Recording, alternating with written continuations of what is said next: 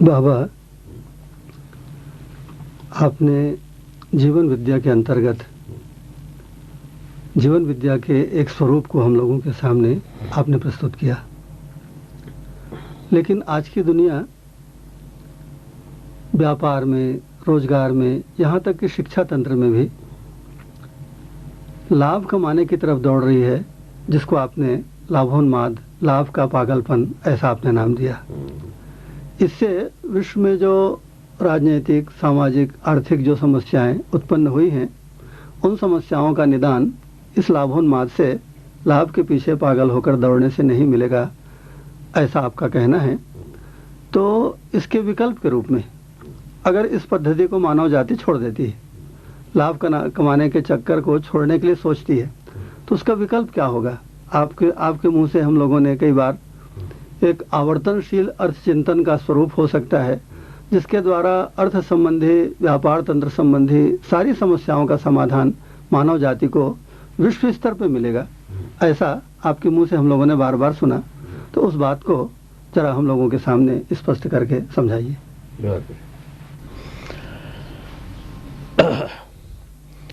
आपने मौलिक रूप में आपने जिज्ञासा की है। आपका जिज्ञासा सबका जिज्ञासा है एक प्रकार से।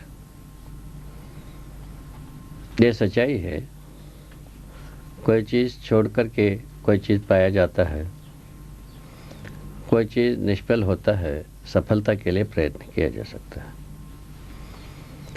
जो निष्फलता या दिशा विहीनता या लक्ष्य विहीनता, इस प्रकार की स्थिति में जो मानव फंस गया है, कुल मिला के लक्ष्य से भी वंचित हो गई है और दिशा से भी वंचित है। दिशा और लक्ष्य दोनों से वंचित होने के उपरांत जो इन दिशा और लक्ष्य के बीच में तो सारा योजना और कार्यक्रम होता है। हम इनमें कार्यक्रम का भी कहीं भी निश्चयता बन नहीं पाया।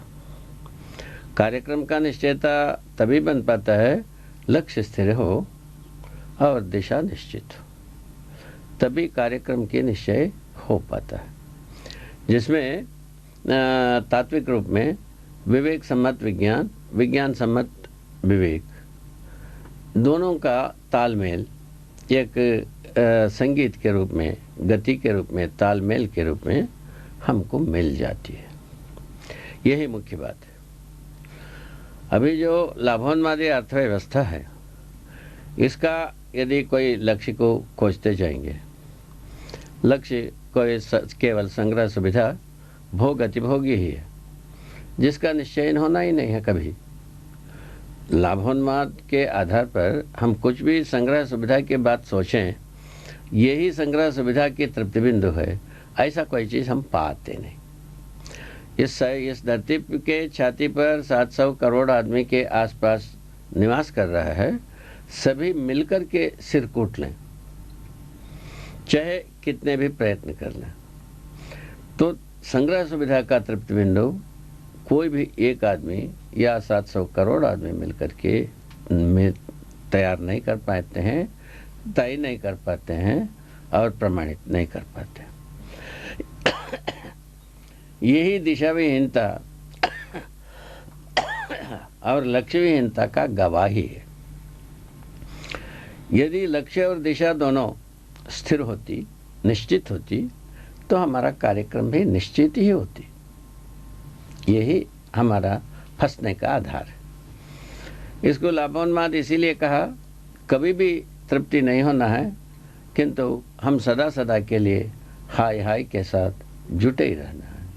इसका नाम उन्माद बताया कि उन्माद हाय हाय की जो स्वरूप को मैंने देखा हूँ या आप भी देख पाते हैं, वो यही है, दो एक जिसके पास है उसको दो चाहिए, उसी एक को बढ़ाते जाइए, 100, 1000, 1 करोड़, 10 करोड़, 1 अरब, 10 अरब, अंतविहीन संख्या लगाते जाएं, तो हाय हाय की विस्तार ज़्यादा बढ़ता जाता है, कम होता नहीं।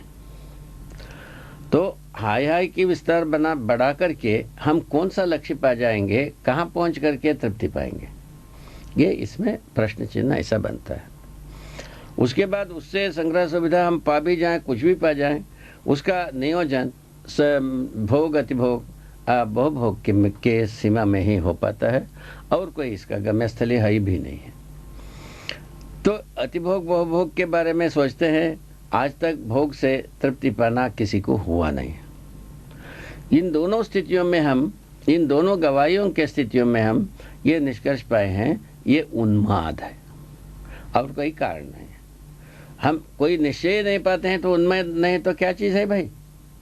इस प्रकार की 700 करोड़ आदमी का 700 करोड़ आदमी जब उन्मादित होगा, इससे छुटाने वाला कौन है? कौन छुटाएगा भाई? ये एक बहुत बड़ी भारी संकट के रूप में प्रश्न है। इन प्रश्न को दूर करने के क्रम में ही ये अनुसंधान हुई। क्या अनुसंधान हो गया? कोई अनुसंधान का मतलब नहीं है कि कोई पहाड़ उतर गया, ऐसा कुछ नहीं है। हम क्या चाहते हैं?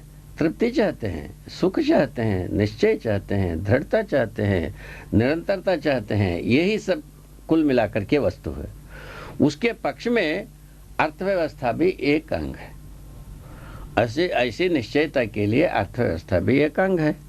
तो उस अर्थव्यवस्था के तहत में जो मैंने जो देखा है, तन मन धन रूपी अर्थ होता है।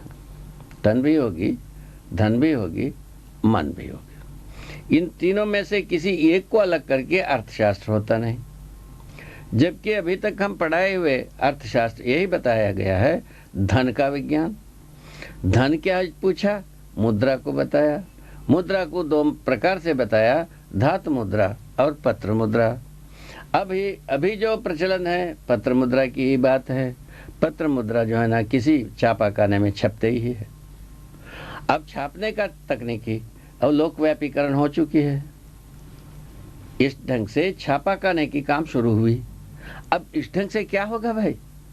इसका क्या गवाही है?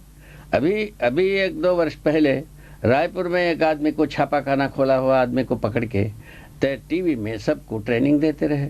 ये कैसा छापा, क्यों छापा और छाप करके सही नोट कब तैयार किया, ये सब तो सिखाते ही रहे।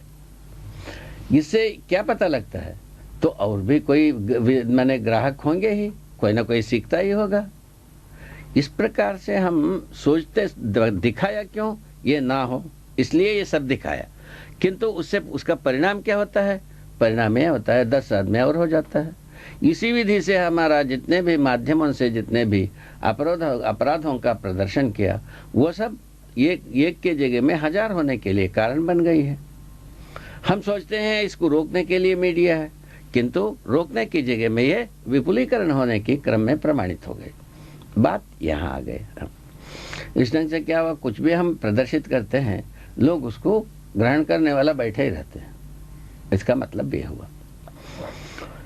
अब ये जो अर्थशास्त्र जैसी वस्तु जो स्कूल कॉलेज है ना, यूनिवर्सिटी वगैरह में, तो मैंने इसका शोध संस्थानों में जो इसकी कीर्ति गाई जाती है, तो धन का विज्ञान, पत्र मुद्रा और धातु मुद्रा और पत्र मुद्रा, चाहे हमारे पास कितने भी हो उससे वांछित वस्तु जब नहीं मिलता है, वो मुद्रा से ना तो प्यास बुझ सकती है, ना पेट भर सकती है। इसीलिए इसको क्या माना जाए? प्रतीक मुद्रा, वस्तु का प्रतीक वस्तु। प्रतीक कभी भी, प्रतीक जो है ना, प्राप्ति होती नहीं है। नहीं होती है। इसी सिद्धांत से ये मुद्रा स्वयं प्राप्ति नहीं है।